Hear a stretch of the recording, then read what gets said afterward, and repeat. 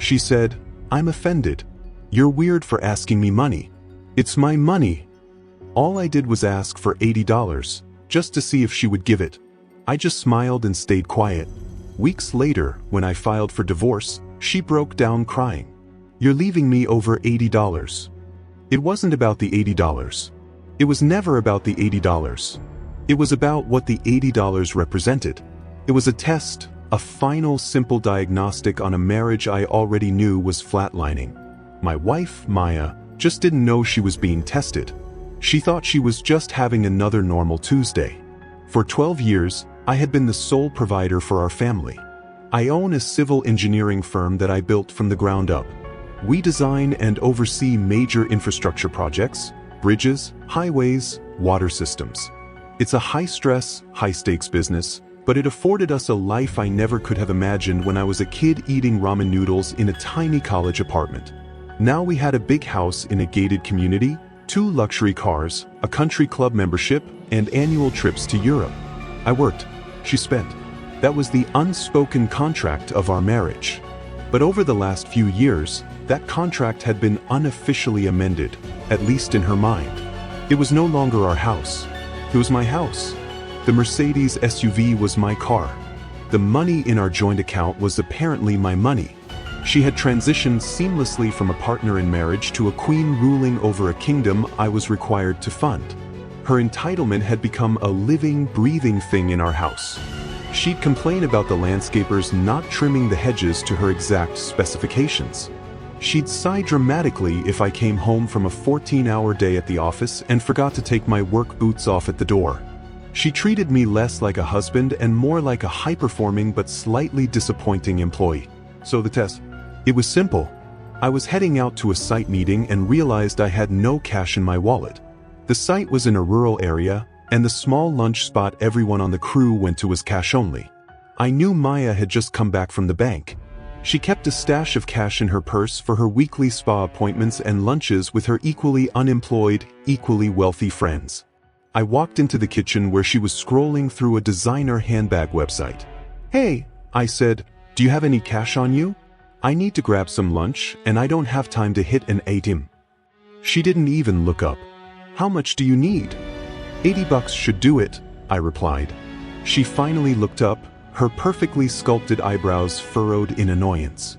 She looked at me like I had just asked to borrow a kidney. With a long sigh, she opened her purse and pulled out her wallet, thick with $20 bills.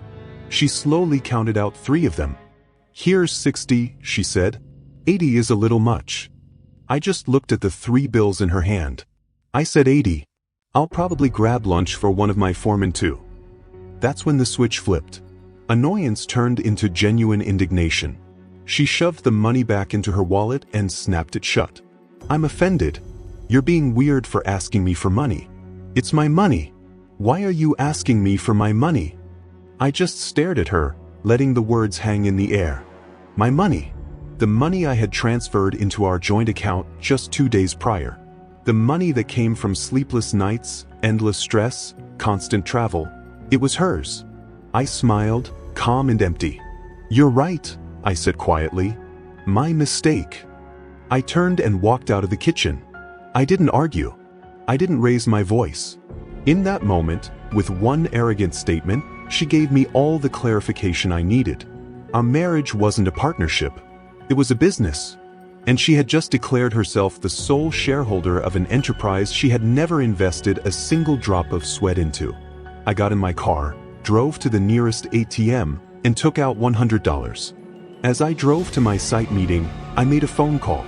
Not to my foreman, to my lawyer. "We need to meet urgently," I told him. Maya thought she had just won a small, insignificant power struggle over $80. She had no idea she had just liquidated her entire life's portfolio. Update 1. It's been 4 weeks since the $80 incident. 4 weeks of playing the part of the dutiful husband while my lawyer and I methodically prepared for the demolition of my marriage. For Maya, life has been a dream. For me, it's been a masterclass in strategic planning and emotional suppression. My lawyer, Stephen, a specialist in high-asset divorces, was blunt. "She's not entitled to your future earnings, but she is entitled to half of everything you've built during the marriage. We can't change that. What we can do is ensure the division is exact, transparent, and protects you from future claims. We need an ironclad case before she even knows there's a war coming. The first step was a full forensic accounting. I hired a firm to go through 12 years of bank statements, credit card bills, and investments. The goal: create an undeniable record of every marital asset and paint a crystal-clear picture of our financial dynamic. The report came back staggering. In 12 years of marriage, I had earned just over $15 million. Maya had contributed zero. Her spending, however, was a masterpiece. Hundreds of thousands on designer clothes, luxury vacations, spa treatments, country club fees, even a $10,000 dining set she later discarded. The document was a monument to her life of consequence-free consumption. While the accountants worked, Stephen and I built the legal framework. We drafted the divorce petition and proposed settlement. She would get exactly 50% of the net marital assets. Half the house, half the investments, half the retirement funds. A multi-million-dollar offer, but with one key condition: a complete waiver of future alimony. The hardest part was my business. The law said she was entitled to a share of its growth during marriage. Stephen structured the settlement to buy her out with a massive one-time tax-free cash payment.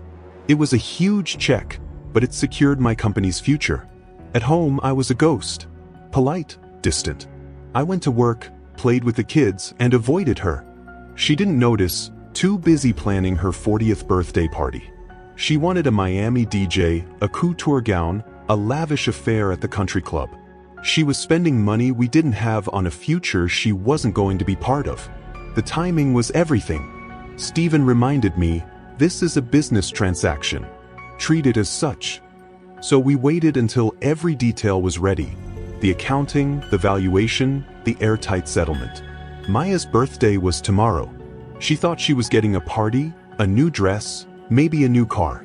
She had no idea she was getting a process server at 9 p.m. right after the cake. Final update.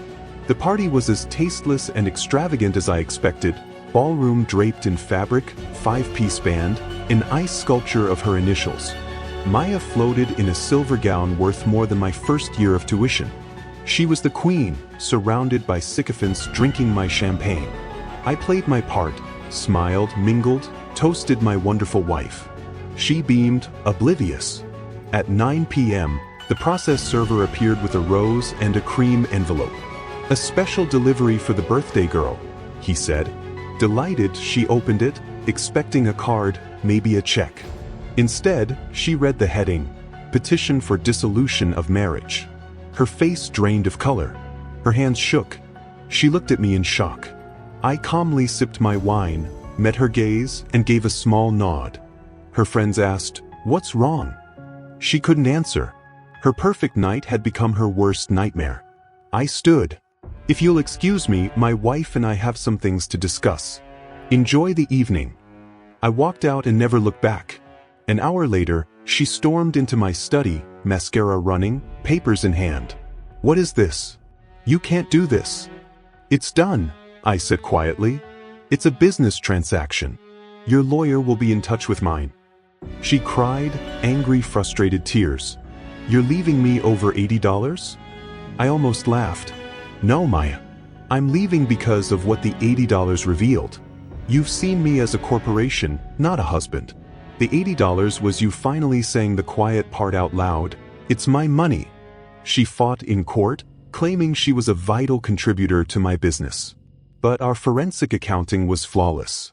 Faced with a losing battle, she accepted the settlement. She got the house, but had to sell it, unable to afford taxes. She got millions, but I know her spending habits. The money will vanish quickly. I see her sometimes around town, driving a modest car, looking smaller. Her glamorous friends are gone. We share custody of the kids, and I ensure their lives are unchanged. The other day, my son said she sold her favorite handbag to pay for plumbing in her new condo. He said she cried for a day. It was never about the $80.